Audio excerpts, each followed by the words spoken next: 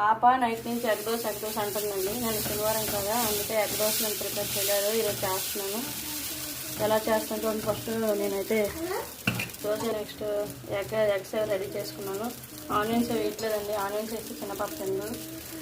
ఇవ్వండి ఎగ్, దీంట్లో అన్నీ వేస్తాను, పసుపు కారం సాల్ట్ అన్నీ వేసాను.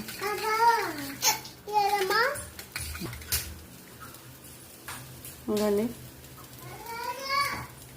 ఎగ్ దోశ అయితే 2 తింటారు, మామూలు ప్లెయిన్ దోశ అయితే 1 తింటారు. అందుకే ఎగ్ దోశ చేస్తాను ఎక్కువైతే ఇలాగే. ఇవ్వండి నేనైతే ఇలా ఈ స్టైల్లో మీరు ఎలా చేస్తారో కామెంట్స్ పెట్టండి. నాకైతే పిల్లలు కదా ఎక్కువ కారం వేయలేదు, అలా తింటాను. కరివేపాకు వేస్తానండి మేము. ఓకేనండి, ఎగ్ దోశ అయితే కంప్లీట్ అయిపోయింది. ప్లీజ్ అండి మా ఛానల్ అయితే సబ్స్క్రైబ్ చేయడం మర్చిపోకండి.